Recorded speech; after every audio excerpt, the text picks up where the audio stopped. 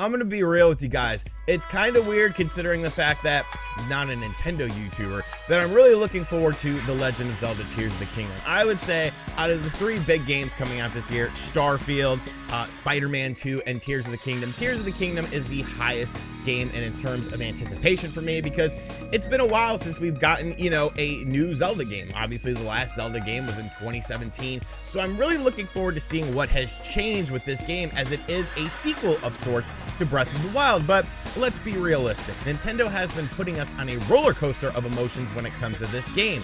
The game was supposed to come out once, and then it got delayed, and then they had to delay it again, and then we got a release date, and now this release date seems to be written in stone as far as May is concerned.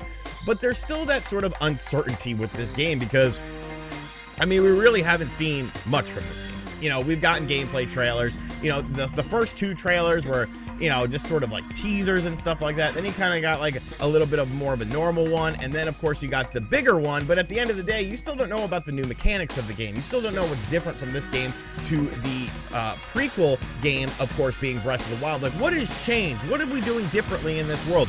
Why are we paying an additional $70 for this game? What is the different gameplay loop and mechanic? Now, this isn't something just necessarily indicative of Nintendo. This is what the video game industry seems to be moving towards in terms of big first-party titles. Look at a game like God of War Ragnarok. Like, that game had some little stuff here and there, and then they had a big expose on it. Nintendo themselves do this with games like Splatoon 3 and Xenoblade Chronicles 3. About a month before the game comes out, they do a big expose on the game, showing off gameplay, showing off, you know, a deep dive, explaining what is going to be different, so you don't have to sit there and try to psychoanalyze a trailer based on 2 minutes of gameplay and be like, oh, here's the different stuff in there. But there has been stuff within those trailers. Well, recently, Mr. Aonuma, who of course heads up the Zelda games, actually gave a very interesting quote at a awards presentation that has the internet rumbling. So I want to talk about this and sort of the implications that it has for Tears of the Kingdom. But first and foremost, I do want to address that there have been some videos popping up online talking about a potential leak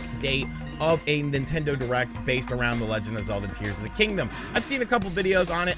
Just for me personally, I'm not going to talk too much about it, if at all, because, you know, the information was sent to another content creator via email. I have not seen the email myself. I don't know who this person emailing this content creator is, so I can't really speak on it. You know what I'm saying? Like, to me, it means nothing right now because I haven't seen any of this information, but I did just sort of want to talk about that a little bit. You know, there is a possible rumored date for it. And it's hard to talk about this because I didn't see the email myself.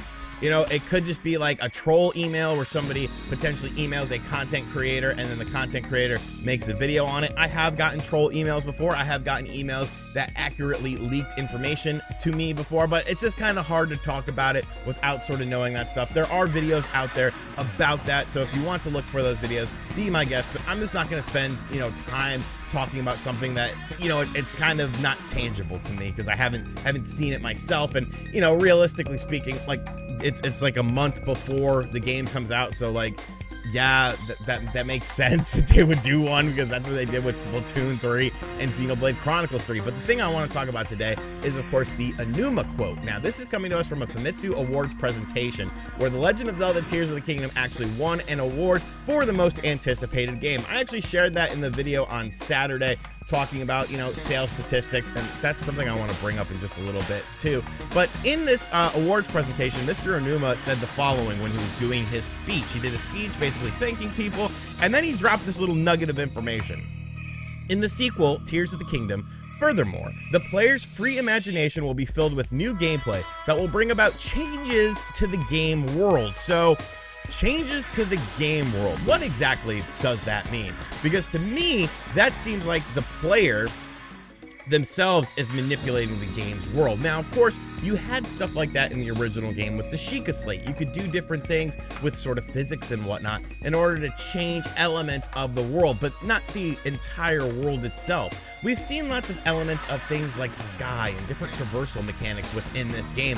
With a thing like a little cart that Link has, did he make that cart? Is that a personalized cart? Of course, you can glide around and stuff like that. There's the whole sort of teleportation thing through solid objects, however that works. Like, I guess Link is like T-1000 or whatever, T-2000, I don't know. It's been a while since I watched the Terminator videos, movies. I don't remember what the proper T was from when I went through the bars, you know. That was a cool scene.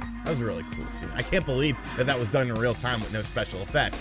But we've seen a lot of stuff in terms of that and little glimpses of it. But how does that necessarily, change the world? What does that do for the whole world mechanic of the game? Are we going to be able to actually do things like, I've seen a lot of sky islands in this game. It seems like sky is very important. It almost gives, a little bit of a Skyward Sword vibe to it. So what about the sky is being utilized so much? Are we going to potentially be able to move around these islands or something like that to create a bigger island where maybe you have to have certain pieces in order to, solve a puzzle?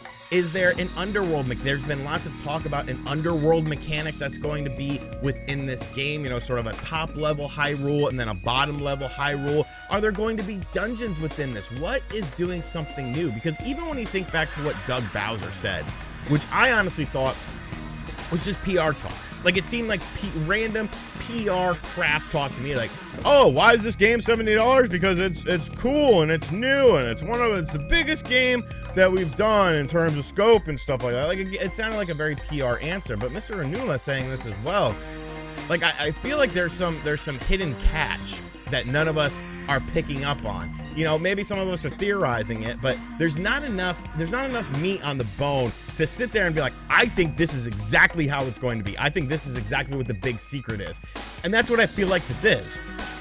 There's a big secret surrounding this game, allowing you to change the world around you, allowing you, a new era of like freedom within a Zelda game, when Breath of the Wild was that new era of games. We talked on Saturday about the pre-order numbers for Tears of the Kingdom versus Breath of the Wild. Tears of the Kingdom has surpassed that game in Japan.